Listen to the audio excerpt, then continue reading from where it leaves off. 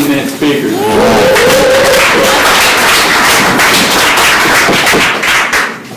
Hello everybody, my name is Mark. I'm an alcoholic. And I'm grateful to be here today. Grateful to have the opportunity to share a little bit with you guys. A little bit of my experience of what it was like, what happened, what's it like now. 15 minutes. I won't have a lot of time to go through all my history of my life, but I want to talk a little bit about, what it felt like when I was drinking and what brought me here and what it's like now and how I got here today. And I think for me, one of the things that I guess when I look back at my past and even prior to drinking or when I was drinking was the fact that I was always going through a lot of feelings and emotions that I was not able to express or define or understand. And, growing up in a family and going to different schools, I really felt like I was isolated, like I couldn't get out of myself. I couldn't express or be honest with people, especially if people hurt me or if I wanted to make new friends. I was always so full of fear of doing that. And as I got older into, let's say, being a teenager, starting liking girls and stuff like that, it was impossible for me to go and say, hey, I like you. I couldn't say those simple things. Or if there was things that I wanted in life, an example, like when I was 14, I don't know why this stuff's coming in my head. I guess my car I wasn't sure about it. But when I was 14 years old and I went to high school, it's just an example. I went to a new school as a freshman and I wanted to play baseball. Because I played baseball Little League, and I was semi-good. I had confidence that I can, keep up and play. And when I went to the tryouts, I asked my parents to get me a glove, and the glove that I had, I didn't feel confident in the glove. I blamed it on the glove, and so I walked up to where everybody was practicing, and I saw everybody practicing and throwing balls and stuff like that. And I remember I got there, and I stopped, and I looked, and I told myself, you're not as good as them. And I remember I turned around, and I walked home. And I didn't say anything to anybody. I didn't tell anybody that. And that was kind of the story of my life. And when I turned 16 years old, there was friends in the neighborhood that I would hang out with, and we drank, and they wanted to go and drink and have a house party. And I remember I was like, oh man, it's my first time. I don't know. I've seen it on TV, movies and stuff. And when I showed up and I started to drink, I remember I put those few drinks in there, and all of a sudden, all that confidence, I had a new freedom and a new happiness. And I had a confidence, and there was something that happened within me. There was an effect that occurred within me that just allowed me to break down all the walls. And I was able to do all the things that I, for years, been thinking about. I was able to do that. I was able to go up and say, look, I like you. You're pretty. Hey, who are you? Hey, I don't like you. I was able to do all those things and walk with confidence. And I was accepted at that time, and other people were doing the same thing, so I felt a part of at last, and with that, I whenever I put alcohol in me, I just wanted to drink more and more. I didn't want to manage and control it. I wasn't thinking of managing and controlling my drinking. I was thinking, man, if I drink more, I'm going to feel better. That's the way I drank, If I put something in there, I want more, I want more, I want more. And to me, there was nothing wrong with that. The problem that happened with me is the more I put into me, the more out of control I got. I lost control when I drank, and I ended up, I would say things and hurt people. I would say what was on my mind. If I was angry, I'd tell you. I would say mean things. I was verbally abusive. I didn't get into a lot of physical fights, but when I did, or if I was in that place, I didn't care about the consequences. And so I found myself going and I got my license. I started to drive, and I tell my friends, okay, I'm only going to drink a little because I got to drive and get us all home. I'm 18, 19 years old. And I find myself either giving the keys to somebody, a friend of mine that didn't have a license to drive, or I would get in the car and drive. And so I was putting myself in a very dangerous, harmful situation. That's what I did. And not only that, but I was putting other people in harmful situations. So I was causing harm early on in my drinking. And through the years, I had like 19 years of drinking like that, on and off. There were periods and times where I would stop for short periods of time, but during those times I'd be restless, irritable, discontent. I'd be a grouch, is what I would be. I wouldn't be myself, and people would say, I'll just have a few drinks, I can't. As much as I don't want to see you drink, I'd rather have you drinking than have to be around you like that. And I'd put the drinks in, and I'd manage to control it for maybe a few days, and I'd have to go hang out with people that drank like I did, so I didn't stand out. That's what I ended up starting to do. So if it was family, I'd find a few guys that would drink like I and I'd hang out with them. So over time, the people that I hung out with, people that drank like me, and I got into trouble with the law and stuff like that. I hurt family. I ended up getting married. I got divorced because of my alcoholism. I damaged a lot of relationships in my family. Lost jobs. I went way far down the scale, and I learned in this program that you don't have to go way far down the scale. I came to the meetings 4 years prior to my stopping drinking, and I came to the meetings long enough to hear. I used to come to the meetings drunk because I got to the point where I couldn't live without alcohol. I'd wake up and drink. I'd go to bed drinking. Because when I went to bed, if I didn't have enough alcohol in me, I'd have the 4 horsemen. I'd have terror when I was going to sleep, and then when I'd wake up 5 hours later after drinking all day, I'd wake up and I wouldn't be able to breathe, and the birds would be singing, and I'd just be a mess. And I need a few drinks just to calm down. Sometimes I need somebody to get to work or just pick up the phone. Is where I got in the end. I had come to the meetings long enough to learn that there was a solution. But the one thing I learned looking back now is that you guys couldn't convince me that I was an alcoholic, but you guys did convince me that there was a solution. But in that solution, there was things that I had to do.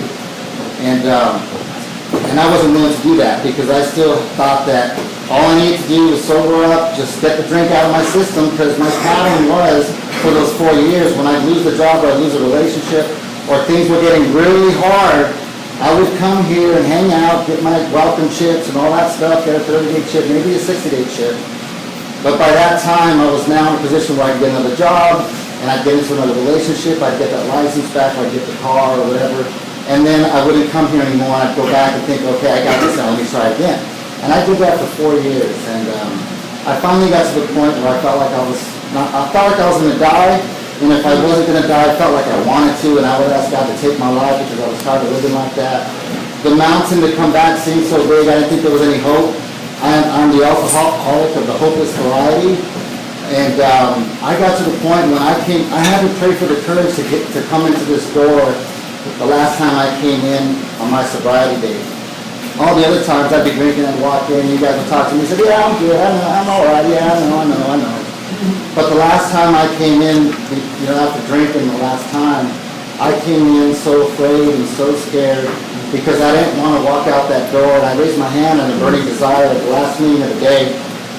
And I told them that I was terrified, I was scared, that because when I walked out of that door, I knew what I was going to do, and I was going to go right straight to the liquor store, so I told them.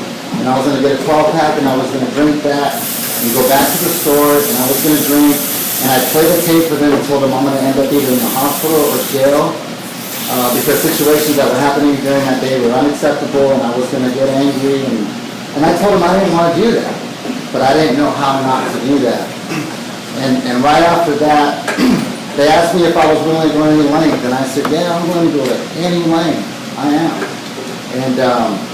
And they said, okay. They gave me some direction right there, and I said, whoa, I don't know if I can do that. I don't know if I can do that. It took me some time, it took me about 15 minutes to say, okay. And I was at a turning point, and that's what it felt like. The turning point for me is when there's a drink over there waiting for me, there's you guys on this side saying, come this way, and there's a drink waiting for me there, and I'm looking at the two and having to make that decision. And when I'm in that position, that's where I am powerless, because that sucks, and that sucks. And there's no hope for me. The only thing I know is I've done that one for 19, 20 years, and I have enough evidence, because alcohol itself convinced me. It beat me down. It tore up my life. It robbed me of everything in my life. The book says it's a rapacious predator, which means it's going to do it and do it and do it whether I like it or not. And so I decided, you know what, let me try this. If it doesn't work, then I can always go back.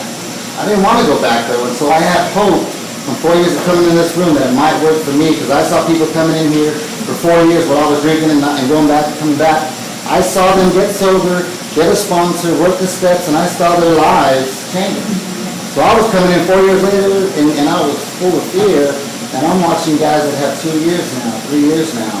They got a job, they got relationships, they're The obsession to drink is gone. They're not struggling. They're not fighting drinking or nothing. And here I am, just a total mess. And these guys are living life, productive members of society. And so I had hope that it would work for me. And so I was willing to go in late at that point. I started looking for a sponsor. I found one who would say in the meetings, he would say, get a sponsor, work the steps. Find somebody with working knowledge of the big book of Alcoholics Anonymous and the 12 steps and 12 traditions. And have that person take you through the steps. And I'd hear him share all the time, and I'm like, man, I gotta go find one of those. And I'd hear him at all the meetings, and be like, man, I gotta find somebody like him, and I'm looking for a guy like him, and that's where I was. And like 2 months, like a month and a half later, it dawned on me, because I went through 3 sponsors, and they were just crazy. You know, they were giving me direction that had nothing to do with the book. They were telling me, if I asked them to go to the bathroom, they were telling me, wait until we get to where we need to be, and then you can use the bathroom. So they were like trying to manage and control me, and it was just nuts. I was like, when are we going to do the steps? When are we going to get the solution? That's what you guys have been saying for 4 years. It's like, I don't need anybody to tell me when I go to the bathroom. I need somebody to get me into the solution, because I already knew, I heard it. I was desperate, I really was. And so this guy, I fired that sponsor, said, no, I couldn't call you at 8 o'clock because I was going to the bathroom. And he was mad at me because it was 8:05. And I was like, you know what, this is done, I can't do this anymore. I cannot manage my bowel movements for you. Unless I call you on the toilet, and I don't know if that's going to work out. I just felt demoralized is what happened. And so what I ended up doing is, right when I told him no, I called this guy because I had gotten his number, and I said, will you sponsor me? He said, I'll be happy to sponsor you. He's like, do you have a big book in the 12 and 12? And I said, yes. He said, okay, read the doctor's opinion and write a summary about it. And then, and write a divorce letter to alcohol, because alcohol was your first love. Alcohol is what you had a relationship from the past. And you're going to break up with alcohol, and you don't want to go back right now. So write a page letter, divorcing goodbye to alcohol and drugs or whatever, and then call me. He gave me direction like within 5 minutes of calling him, and you know what? That's what I needed, because I was the real alcoholic. I don't need 90 meetings in 90 days without it. I can't go to 90 meetings in 90 days before I work my step. I cannot do that. That's not who I am. I needed to get in the solution. I was here long enough to know what I need to do. That's what I was here. That's what I came back. That's what I surrendered to. So he got me in that work, and he let me read the doctor's opinion, and I found out what I suffered from. I knew what made me different from other people that drank and didn't have consequences like I did. I had an obsession of the mind.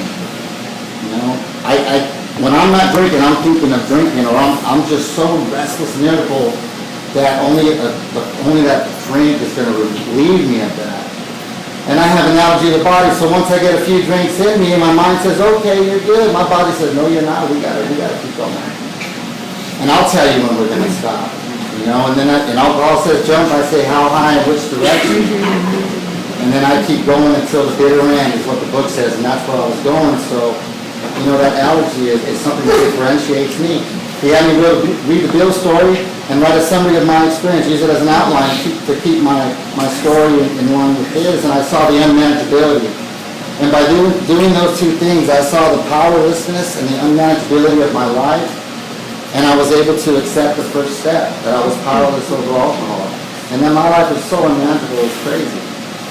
And then we went to re-agnostics, and through that he had me look at, the willingness to believe in a power greater than myself. And I told him, I said, I have a lot of religion in my background. I know who God is. I know who God is. I don't need to find a new power. I'm good. I don't need to change my perception. And he told me, he said, did that power keep you sober? And when he asked me that question, I had to look at it and say, no. Because the facts were, I was still drinking despite having that power working in my life. And so it was really, really difficult for me to abandon my old ideas and to let go of my old ideas. But he said it's just the willingness to believe in a power greater than yourself. Something it's not you. You're not God. You're not the master of your universe or everybody around you. The world doesn't revolve around you. Can you accept that? And I realized at that point how selfish, how self-centered I was. That I thought that there wasn't anything greater than me. That I was everything. And And so at that point, I was willing to say yes. Let's start from that simple concept. And through that, I was able to turn my will, my life over to that, say the third step prayer, through the How It Works, in the chapter How It Works, we read part of that today. And I needed, what I come to find was that I needed that higher power, that power of God, if you like.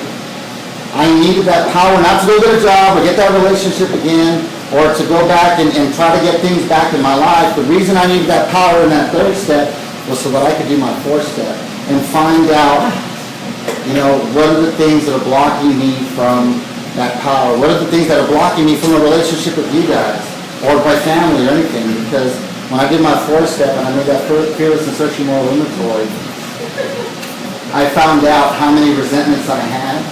I found out how fearful I was. And I found out how many people I had harmed. And I had minimized all that stuff. I had purposeful forgetting. I would drink to forget. And I needed that power to search deep inside of me to bring that stuff to the surface. And so I wouldn't get overwhelmed. I needed that power so I can look at it with His grace and say, okay, they said this is going to work. And I put it all down on paper and I saw who I was. And I made the decision, I don't want to live like that anymore. That's not who I want to be. And I wasn't willing to do a fifth step when I was doing my third step. But when I said and I saw who I was and I faced who I was, and I said, I don't want to live like that, I called my sponsor and said, I don't want to be this guy. What do I got to do to change it? And we did that fifth step and I shared everything with him. And I found out what my defects were. I was selfish, self-centered, dishonest, and so full of fear it was ridiculous. And I didn't recognize that before, but today I understand that's who I am in my nature.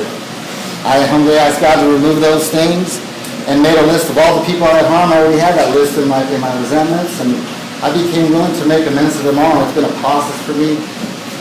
The steps, I've heard so many times that they're scary,